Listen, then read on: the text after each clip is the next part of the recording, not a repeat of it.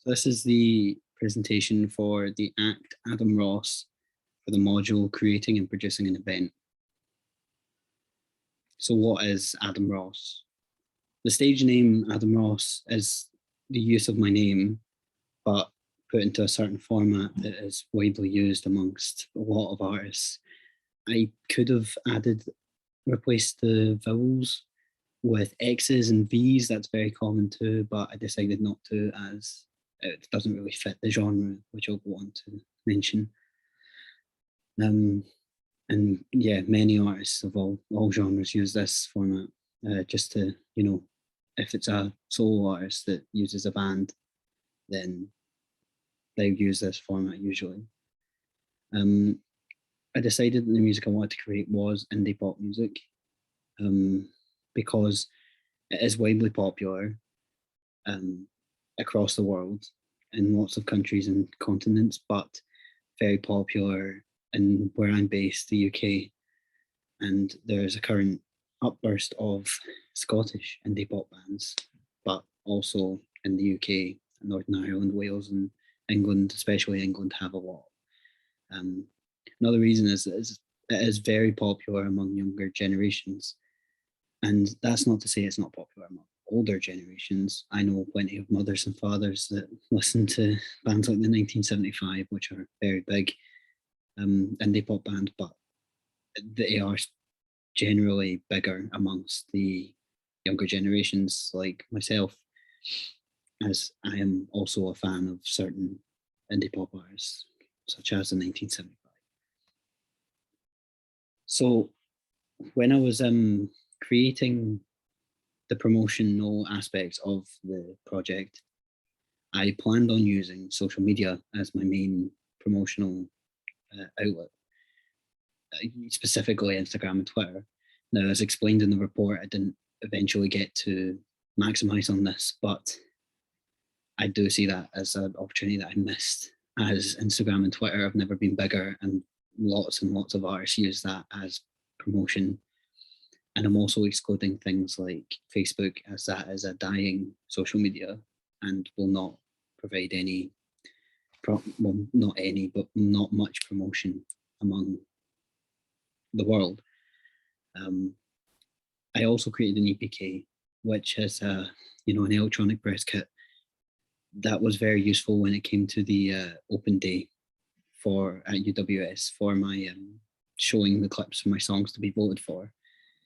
It was very useful as well because I had all my information, all my social media links on the page, and it also had descriptions of what I do and who I am and what I plan to do. So overall, it was a very good promotional tactic. I also used a lot of word-to-mouth promotion, which ended up just, telling people myself what they are, what my project's all about, what my act is all about, which was very, very helpful when it came to promotion.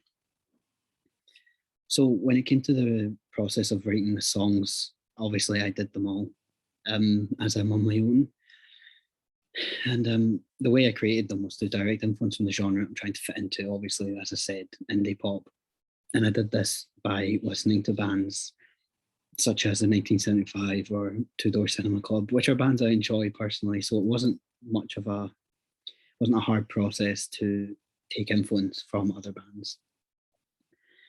I wrote the chords and the riffs and the rhythm section using influence from these bands as well. Basic chords that follow kind of a pop structure. The riff's the same, any popular song with a riff in it, probably an indie pop song. So I tried to base them on that. And the rhythm section, occasionally funky bass lines, but mostly just basic root chord bass lines that maybe have a little bit of a walking aspect to them. And the drums, very simple, very two-step almost for a lot of them. So those beats were very influenced off of these bands that I listened to. And the lyrics that I wrote for these songs were based on these songs too, as if you look through any indie pop album, there will be sad songs and there will be happy songs. for the first song, it was a mostly sad song that was clearly about a relationship that had lost trust, which is very common among indie pop.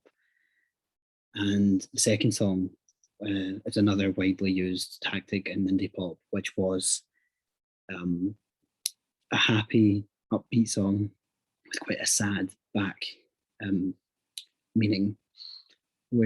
So in that song, it's about a person that's not recovering well from a previous relationship, but it's got an upbeat major swing to it, very happy sounding. When I was recording the songs, I personally recorded them in my home using my own equipment, such as like my own audio box, my own laptop, my own microphone for recording vocals. They were all purchased by me, and I used them. I did use Logic Pro on my MacBook to record, mix and master all the tracks and the track and all the clips that I made for the promotion. Obviously, this was a easy thing for me to do as I own Logic Pro. I also used my own instruments, so I used my own Fender Stratocaster for guitar. I used my own Fender Jazz Bass for the bass, and again, my vocals on my microphone that I previously mentioned. I'll say excluding Logic drum sounds, as obviously that technically isn't my own instrument. It's my laptop, but it's not an instrument.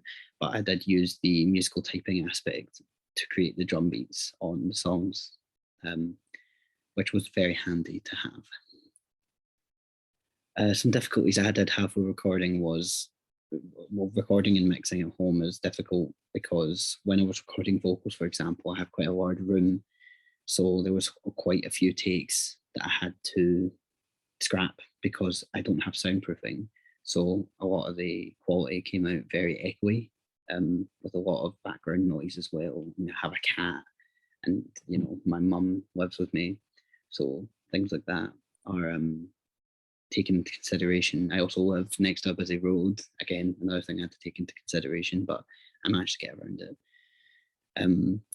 The recording quality wasn't great as I don't have the greatest equipment to use, but obviously I believe it got to a standard that I thought was good enough. After quite a lot of tries, I got there eventually. And obviously when I mixed and mastered as well, I attempted to remove any background noises or anything like that, but it's just not the highest quality it can be. But I ended up getting there eventually. Obviously, the answer to this is to use a studio, use someone's studio or use the UWS studios, but it wasn't really an option for me at the time because of certain difficulties that I won't go into. I had to up my ability when using Logic and mixing in general. Obviously, again, as I was slightly handicapped by my equipment, I had to get better at recording, mixing and mastering so that it would come out at a quality that is good enough to be released. And yeah, this changed as I never was personally that great at using Logic or mixing, but this is really up to that. And it's been a great opportunity for me to get better at it. So what I ended up learning from this project was that taking on large-scale projects yourself is a massive task. I struggled a lot throughout the whole time and inevitably didn't achieve what I wanted to achieve, as I next mentioned, with the things like social media. If I was in a project with other people, I could have delegated these tasks onto them and maybe it would have been much easier, but ultimately I wasn't with anybody else. So I just mostly learned that I shouldn't take things on my own if they're too much. I should have done more to approach people and to get help when I needed help. But again, I'm happy with what I ended up getting, but it was just a very big struggle. Yeah. Thanks.